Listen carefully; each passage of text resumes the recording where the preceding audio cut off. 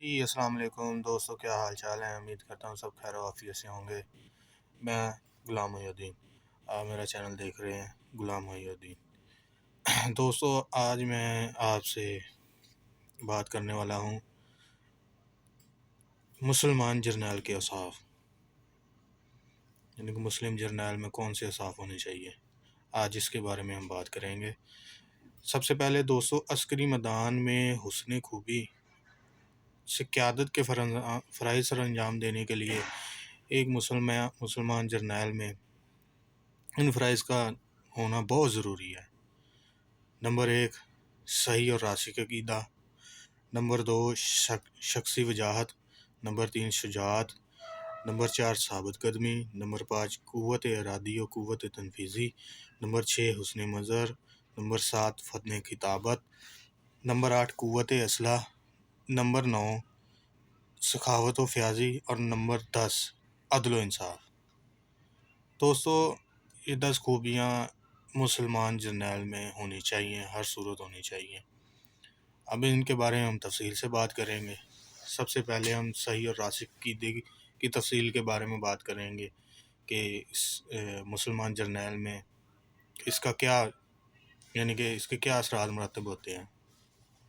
دوستو، عسکری، سیاسی اور دعوتی میدان میں کامیابی کے ساتھ قیادت کے فرائض سر انجام دینے کے لیے قائد کا صحیح اور راسخ العقیدہ ہونا ضروری ہے۔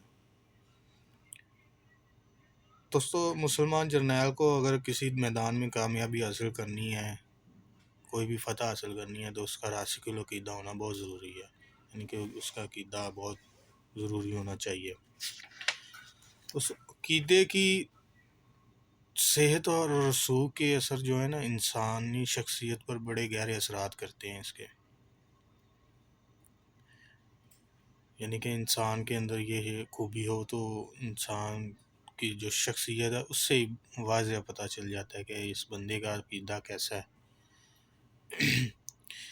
یہ ایک ایسی بنیادی خوبی ہے جس سے دل میں شجاعت، بہادری، بے خوفی اور حوصلہ مندی پیدا ہوتی ہے، جس سے فتح و نصرت، شکست یا مشکلات کے وقت میں عقل و خرد کا توازن برقرار رہتا ہے۔ بندے کا اگر صحیح عقیدہ ہو تو اس کو چاہے فتح ہو چاہے شکست ہو، اس کی عقل جو ہے نا وہ توازن میں رہتی ہے، یعنی کہ وہ اپنی عقل سے کام لیتا ہے ہر صورت میں، چاہے شکست ہو یا فتح ہو۔ دوستو، میدان جنگ میں اگر کوئی خوشی بھی ہو، غمی ہو، فتح ہو، شکست ہو، مسلمان جرنیل ان 2 صورتوں میں اپنا رویہ متوازن رکھتا ہے، یعنی کہ اس کا رویہ جو ہے وہ تبدیل نہیں ہوتا، یعنی کہ یہ چیزیں اگر وہ ہوتی ہیں اس کے ساتھ، اس کا پھر بھی رویہ متوازن رہتا ہے، تو اس کا مطلب ہے کہ اس کا عقیدہ اور نظریہ درست ہے۔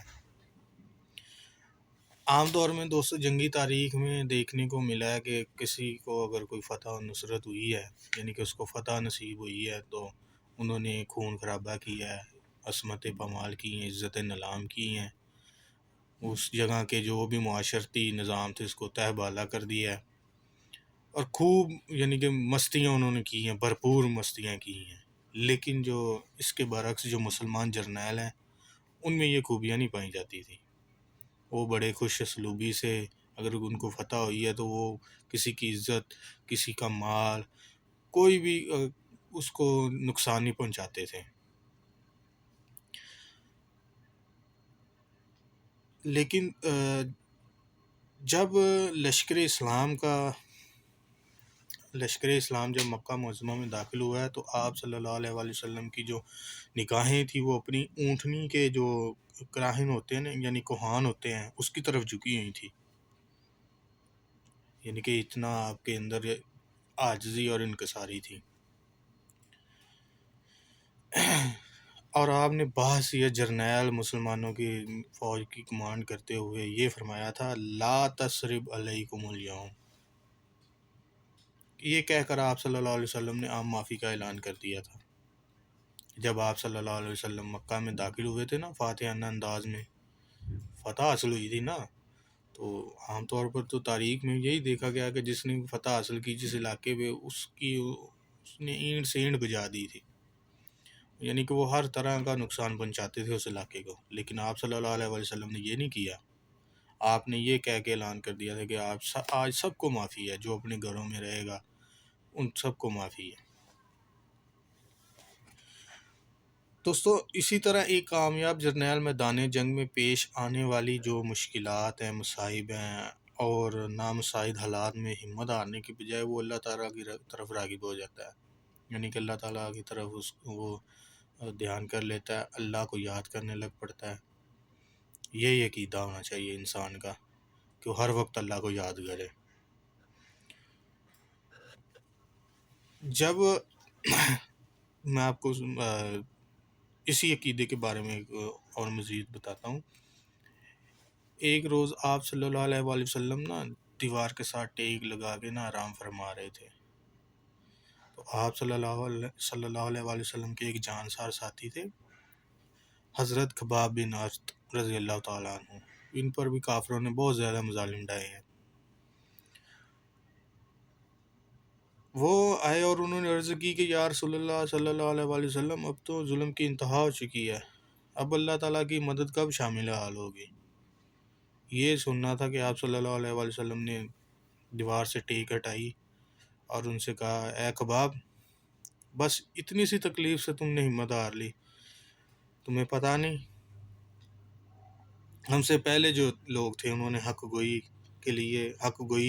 کے جرم میں لوگوں کو ان کو آرے سے چیر دیا تھا اور آہنی کنگھیوں سے ان کے جسم نوچ لیے گئے تھے، لیکن وہ اپنے جو عقیدہ ہے اس سے وہ دور نہیں ہٹے، اس سے پیچھے نہیں ہٹے، انہوں نے اللہ تعالیٰ کی وحدانیت کا ہی بول بالا کیا تھا۔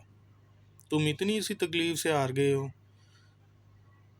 آپ صلی اللہ علیہ وآلہ وسلم نے مزید کہا کہ ایک روز تم اپنی آنکھوں سے دیکھو گے کہ یہ جو عرب کی زمین ہے امن کی زمین بن جائے گی، ہر طرف امن ہی امن ہوگا، بس ہمت نہیں ہارنی چاہیے، انسان کو ہمت نہیں ہارنی چاہیے، اللہ تعالیٰ پہ عقیدہ رکھنا، یقین ہونا چاہیے اللہ کو۔ یہ نہیں کہہ دینا چاہیے کہ تھوڑی سی تکلیف آئی ہے تو ہم رونا دھونا شروع کر دیتے ہیں کہ یہ کیا ہو گیا۔ یہ نہیں انسان کو کرنا چاہیے، عقیدہ اللہ پہ رکھا ہے تو اللہ پہ یقین بھی رکھا کرے، اللہ پہ پختہ یقین ہونا چاہیے انسان کا۔ اسی دوستو، جو مسلمان جرنیل تھے ان کا تو عقیدہ ہی اتنا مضبوط تھا کہ وہ ہاری ہوئی جنگ بھی جیت جاتے تھے۔ اسی طرح جب جنگ بدر میں آپ صلی اللہ علیہ وآلہ وسلم نے دیکھا کہ ہمارے کافی زیادہ سپاہی جو ہیں زخمی ہو گئے ہیں، آپ نے ہمت تو نہیں ہاری، آپ نے پیچھے ہٹنے کا تو نہیں کہا، آپ نے جو بھی آپ کے ساتھی تھے زخمی حالت میں، آپ صلی اللہ علیہ وآلہ وسلم نے کفار کا مقابلہ کیا تھا، قریش مکہ کو ہمراہ الاسد کے مقام تک آپ نے ان کا تعاقب کیا تھا تاکہ یہ جو لوگ ہیں یہ مدینہ میں جا کے اپنی فتح کا اعلان نہ کریں۔ لیکن ہم آج کل جو حالات میں ہیں ہم ہیں، بس تھوڑی سی مصیبت آتی ہے ہم پیچھے ہٹ جاتے ہیں، ہمارا عقیدہ ہی بس نام کا عقیدہ رہ گیا۔ انسان کو اپنے عقیدے پہ مضبوط رہنا چاہیے، ثابت قدم رہنا چاہیے، پھر بھی کامیابی حاصل ہوگی۔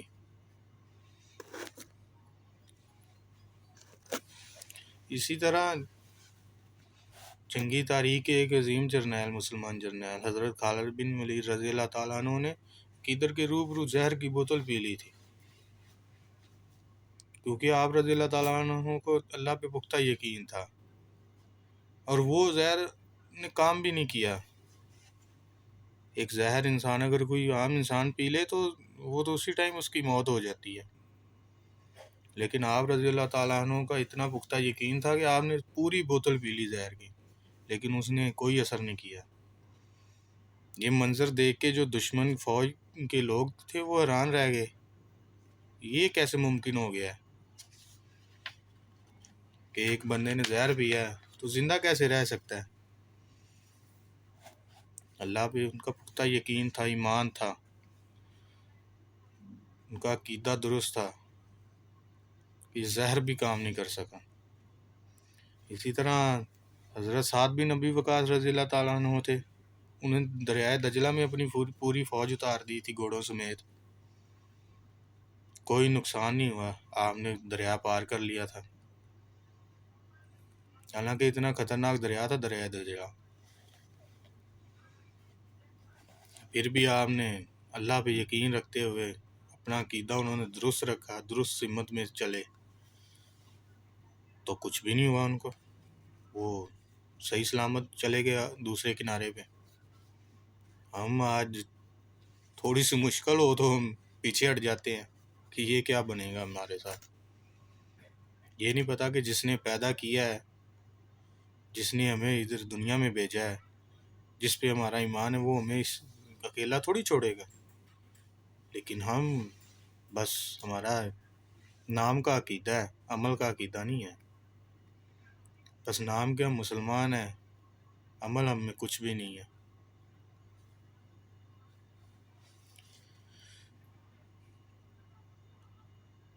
اسی طرح جب جنگ یرقوم میں فتح کے بعد حضرت خالد بن ولید رضی اللہ تعالیٰ عنہ کو معزولی کا وہ خط ملا کہ آپ کو معزول کیا جاتا ہے، تو انہوں نے دل میں حسد نہیں کیا کہ مجھے کیوں معزول کر دیا، میں نے ان کو اتنی فتح دلوائی ہیں، یہ ہے وہ ہے، بلکہ آپ نے کہا کہ میں نے عمر کے لیے جنگیں نہیں لڑی، میں نے اللہ تعالیٰ کے لیے جنگیں لڑی ہیں، اگر میں ایک عام سپاہی کی طور پہ بھی اللہ تعالیٰ کی یہ جنگ لڑنا چاہوں تو میں لڑ سکتا ہوں، مجھے یہ اس معزولی سے کوئی بھی شکوہ نہیں ہے، میں عہدے کے لیے جنگ نہیں لڑ رہا تھا، میں اللہ تعالیٰ کی رضا کے لیے جنگ لڑا، تو وہ معزول ہو گئے تھے، انہوں نے نہیں کوئی بھی دوسری بات کی۔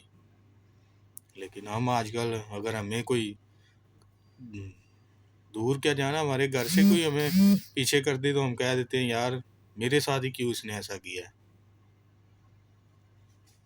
دوسروں کے ساتھ اس نے کیوں نہیں کیا، بس میں ہی دکھائی دیتا تھا اس کو، حالانکہ میں اتنے اس کے کام کرتا تھا، یہ کرتا تھا، وہ کرتا تھا۔ دوستو عقیدہ درست رکھیں، اللہ پہ یقین رکھیں، اللہ ہر مشکلیں آسان کر دیتا ہے، اللہ پہ یقین ہونا چاہیے۔ باقی دوستو جو دوسری صفت ہے اس کے بارے میں کل ہم تفصیلاً بات کریں گے۔ بس دوستو اپنے ایمان کو، عقیدے کو صحیح راستے میں، صحیح سمت میں لے کے جائیں، اللہ پہ یقین رکھیں، ہر صورت اللہ پہ یقین رکھیں۔ اللہ تعالیٰ سے دعا ہے کہ اللہ ہمیں، آپ کو اور مجھے، سبھی مسلمان کو، جو بھی جتنے بھی دنیا میں مسلمان ہیں، ان کو صحیح راستے پہ چلنے کی توفیق عطا فرمائے۔ وآخر دعوانا ان الحمد للہ رب العالمین۔ السلام علیکم۔